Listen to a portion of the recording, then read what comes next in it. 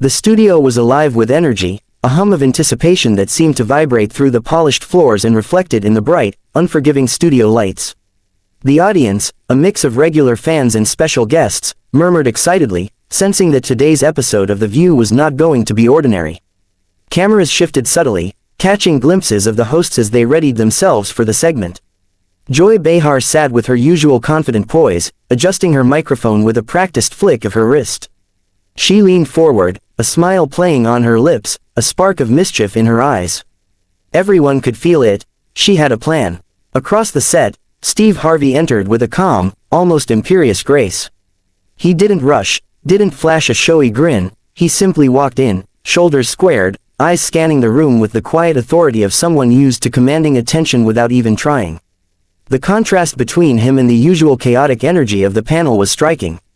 Even before the cameras were fully on him, the audience instinctively quieted, a sense of anticipation rippling through the rows of seats. There was a tension, subtle but unmistakable, in the air. Joy Behar didn't miss a beat. She leaned slightly forward, her fingers lightly drumming on the desk in front of her, her voice sharp and teasing, carrying just enough edge to draw attention. "Steve," she said, her tone casual but pointed, "people are saying that your jokes, well, let's just say they're starting to feel a little predictable. Don't you think it's time to give someone else a turn?" Her smile was designed to be charming, playful, a little provocative, but it carried the faintest hint of challenge. The kind of challenge that normally ignites a witty retort, the kind she had delivered to many guests before. Steve tilted his head slightly, studying her. There was no rush in his movements, no sign of irritation. Instead, he let a slow, deliberate chuckle escape his lips, the kind of chuckle that commands attention without raising his voice. The audience quieted further, sensing that the tide of the conversation was about to shift. "Joy," he began, his voice deep, resonant, and calm, "I've been in this business a long time. I've faced tough crowds, hecklers, people who thought they were smarter than me. And here you are, standing on my stage, trying to school me on how to entertain." Behar's smile faltered just slightly, an almost imperceptible twitch at the corner of her lips. She tried to maintain her composure, leaning in with a quick, almost reflexive quip. "Oh, come on, Steve, you know we all love your humor, but sometimes." Steve raised a hand gently but firmly, cutting her off mid-sentence. The gesture was simple, almost casual, but it carried weight. "Sometimes," he echoed, voice carrying a subtle authority that made the word linger in the air. "Let me tell you something. When you've spent decades making people laugh, when you've built a career on charm, wit, and reading a room like a book, you don't just show up and hope to ambush someone on live TV. That's amateur hour, Joy." The studio fell silent, not the polite, subdued silence of polite listeners, but a charged, almost electric silence. Even the camera operators seemed to hesitate, their lenses fixed on the unfolding exchange. The audience, who had initially leaned forward in anticipation of a playful skirmish, now sat with bated breath, caught between excitement and shock. Every eye in the room seemed to lock on Steve, who stood tall and unyielding, a calm center in a sudden storm. Joy shifted slightly, attempting to regain control of the moment. She opened her mouth to respond, to offer a witty counter, but Steve continued before she could get a word out. "You want to play in my lane?" he asked, voice low but cutting, like a knife wrapped in velvet. "You step into the arena fully prepared, or you risk being shown exactly how it's done. And right now, you're looking at the guy who always knows how it's done." A few members of the panel exchanged subtle glances.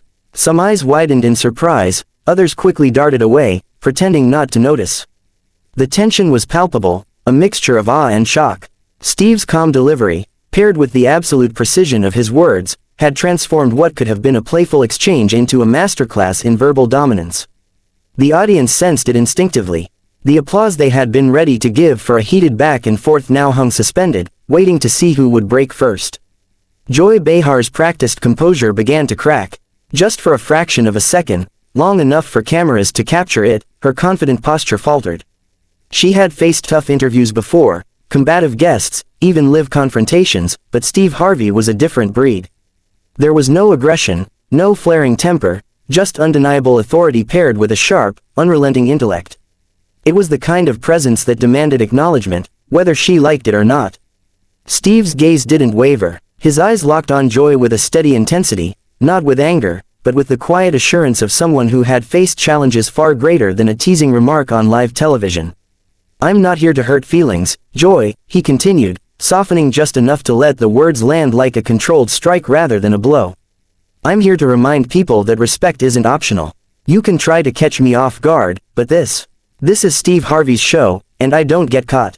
The audience's collective intake of breath seemed audible. Every word Steve spoke carried weight, every pause calculated to leave the listener hanging just long enough to feel the impact. Even the production crew, usually invisible, seemed transfixed. The cameras panned slowly, capturing the stunned expressions of the panelists, the slight tightness in Joy's hands, the shifting posture of audience members who hadn't expected such a commanding presence to emerge from what started as a teasing exchange. Joy tried to respond again, this time with a joke intended to defuse the moment, but Steve anticipated it, his timing flawless. "You can throw all the jabs you want, Joy," he said, a faint smile tugging at the corners of his lips, "but if you don't understand the game, the rules, and the respect it takes to play it, you're not landing jabs, you're just flailing."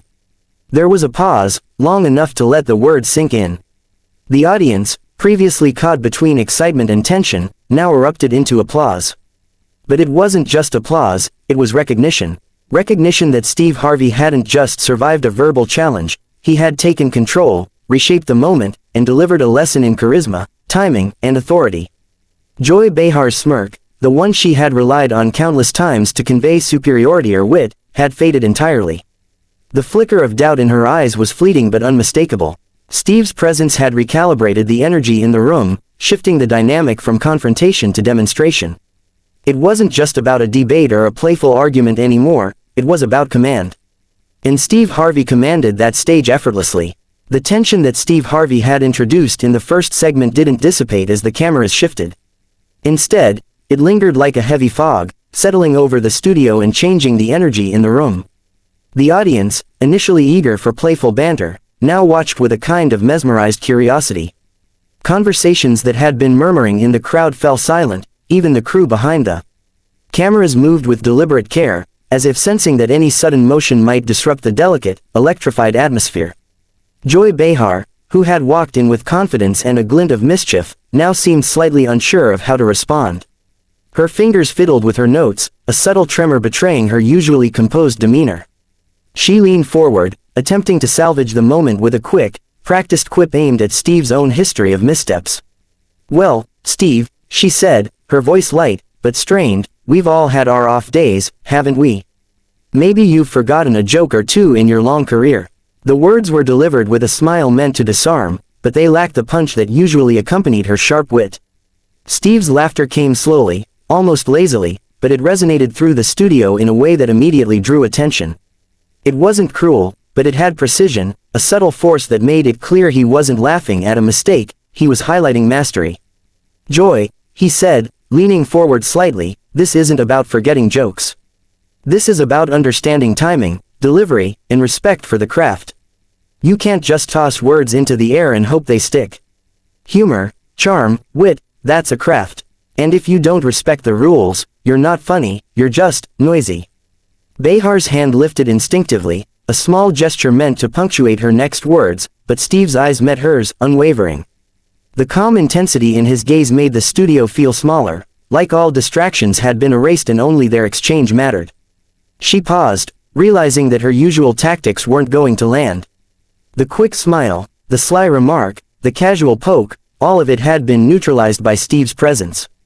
It wasn't hostility that had disarmed her, it was control, confidence, and the undeniable weight of experience. "See, Joy," Steve continued, his voice steady, deliberate, "live television isn't about ambushing someone for a headline. It's about understanding the room, understanding your audience, and most importantly, understanding yourself. You step in here thinking a clever remark is enough, but clever isn't enough. Timing isn't enough. You need command, presence, and the ability to make every word land exactly where it should. And that's not easy. That's a craft." Behar's expression shifted subtly. For a moment, there was the flicker of doubt, a rare crack in the armor of someone so used to controlling live conversations. Her posture, usually assertive and dominant on air, grew just slightly tentative. She tried to recover with a light-hearted jab at Steve's famously long monologues during interviews, hoping to regain some of the audience's laughter. Well, Steve, sometimes you do talk a lot, don't you? Steve's laughter, deep and resonant, echoed again. It was warm, familiar, but sharp enough to make the point unmistakable. Yes, he said slowly, I talk a lot. But I make every word count. There's a difference between speaking and commanding. You can speak all you want, but if you don't command respect, you won't land anything. And right now, you're learning what that means. The studio audience, previously murmuring in excitement and amusement, now erupted into applause. It wasn't just polite clapping, it was recognition. Recognition that Steve Harvey wasn't just engaging in a playful exchange, he was demonstrating dominance, a subtle but undeniable mastery of communication that left everyone present aware of his command over the space. The applause lingered, filling the room, underscoring the impact of every word he had just